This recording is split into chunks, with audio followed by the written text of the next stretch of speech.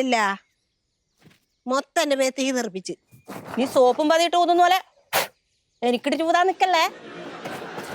ആ കുഴപ്പം ഉള്ളത് പറഞ്ഞ അമ്മയ്ക്ക് പിടിക്കില്ല, മെക്കെട്ട് കയറും. എന്നാ പിന്നെ നീ ഞങ്ങളൊക്കെ ചെയ്യടി.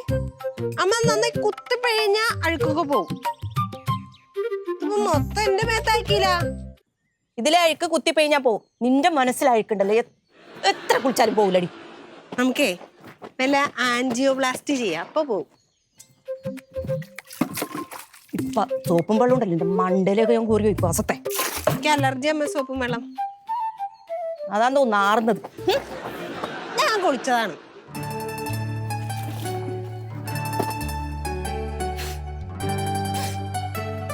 അപ്പച്ചിയുടെ സുന്ദരിമോള് സോപ്പ് പതിട്ട് കളിച്ചാ? അല്ല, അമ്മ വെറുതെ അലക്കുമ്പോ ഞാൻ ഇങ്ങനെ. അയ്യോടാ, നിനക്ക് നാണാവില്ലേ? എന്തിനാ നാണം? ഈ അമ്മയെ കൊണ്ടലക്കിക്കാനായിട്ട്. എനിക്കൊരു നാണല്ലേ. അപ്പൊ ചെയ്യാൻ എന്താ കുഴപ്പം? നീയേ എന്റെ ചേട്ടന്റെ മോളാ, അതെന്റെ കുഴപ്പം. അതെന്റെ കുഴപ്പമില്ലല്ലോ. ചേച്ചി അവള് പറഞ്ഞ കേട്ടില്ലേ? ചേച്ചിക്കൊന്നും പറയാനില്ലേ? അത് അവള് പറഞ്ഞത് ശരിയല്ലേ? നിന്റെ ചേട്ടന്റെ മോളായി പോയത് അവളെ തെറ്റാ? ആ ചേച്ചി ഒറ്റ ഒരുത്തിയാണ് അവൾക്ക് വളം വെച്ച് കൊടുക്കണത്. പിന്നെ എന്റെ മക്കൾക്ക് ഞാനല്ലാതെ പിന്നെ ആരാ വളം ഇട്ട് കൊടുക്കുന്നത്? ചേച്ചി ഇങ്ങനെ വളം കൊടുത്തോണ്ടാണ് അവളിപ്പത്തെ ഊതി ഇരിക്കുന്നത്. ചേച്ചി ഇങ്ങനെ അലക്കി കഷ്ടപ്പെടുന്നത്. എന്റെ കൈക്കും കാലിനും ഒരു കുഴപ്പമില്ല, അതുകൊണ്ടാണ് ഞാൻ അലക്കുന്നത്. ഞാൻ അമ്മേനെ സഹായിക്കാൻ വന്നതാ. ഇങ്ങനെ കൈയും കെട്ടി നിന്നാണല്ലോ അമ്മയെ സഹായിക്കണത്. നിനക്ക് അലക്കറിയോ? എനിക്ക് അലക്കറിയാം. ചാനും കടിക്കടി കൊച്ചെ, അന്നൊരു കാര്യം ചെയ്യ്, നീ ഇന്ന് പിടിച്ചലക്ക്. പിടിക്കേ. അതെ, നിന്റെ പ്രായത്തിലേ എന്റെ അച്ഛന്റെയും അമ്മയുടെയും നിന്റെ അച്ഛന്റെ അണ്ടർവെയറും അപ്പച്ചിയുടെ ഡ്രസ്സും ഞാനാ കഴുകിക്കൊണ്ടിരുന്ന. ഞാൻ എന്ത് വേണം? എനിക്ക് സൗകര്യം ഇല്ലായിരുന്നു. എന്റെ അപ്പച്ചിയുടെ ഡ്രസ്സ് ഞാനല്ല കഴുകിക്കൊണ്ടിരുന്നേ. അപ്പൊ നിന്റെ അപ്പച്ചിയുടെ ഡ്രസ്സ് നീ കഴുകണം. അത് സരിത പറഞ്ഞ കാര്യ. അവളെ അപ്പച്ചിയുടെ ഡ്രസ്സ് അവൾ അലക്കി കൊടുത്തിട്ടുള്ളത്. നിന്റെ അപ്പച്ചിയല്ല അവള്, അപ്പൊ നീ അലക്കി കൊടുക്കണം. എന്റെ പട്ടി അലക്കും. നീ പട്ടിയെ കൊണ്ടോ പൂച്ചയെ കൊണ്ടോ ആരെ കൊണ്ടോ നിങ്ങൾ അലക്കിച്ചോ, പക്ഷെ എനിക്ക് വൃത്തിക്ക് കിട്ടണം. അപ്പൊ പറഞ്ഞ പോലെ ശരി. അമ്മേ അമ്മേ ഉമ്മേ ദേ ഇതിങ്ങോട്ട് ഒന്ന് അലക്കോ? ഞാൻ അലക്കി കഴിഞ്ഞാൽ അഴുക്ക് പോകില്ലെന്നല്ലേ നീ പറഞ്ഞത്? അത് കുഴപ്പമില്ല, അപ്പച്ചീന്റെ ഡ്രസ്സല്ല, അഴുക്ക് പോയില്ലെങ്കിൽ കുഴപ്പമില്ല. മക്കൾ എന്നെ അലക്കിയാ മതി. വാഷിംഗ് മെഷീനിൽ ഇട്ടാലോ? വാഷിംഗ് മെഷീനിൽ അങ്ങനെ ഇട്ടിട്ടുണ്ടെങ്കിൽ കുത്തി അലക്കടി. അമ്മ അപ്പച്ചീന്റെ കൂടെ കൂടുന്ന എനിക്ക് ആരോഗ്യാണല്ലേ. എനിക്കിട്ട് താങ്ങുമ്പോ ആലോചിക്കണം. എനിക്കൊന്നും മര്യാദ അലക്കാൻ. സർഫും വെള്ളതാ വേണമെങ്കിൽ അലക്കി കൊടുക്ക്.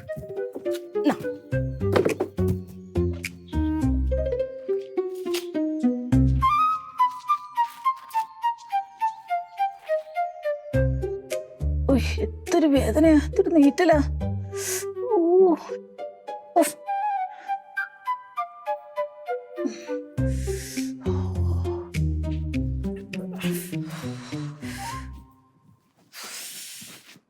എന്താടി നീ വിഷമിച്ചിരിക്കുന്നത്?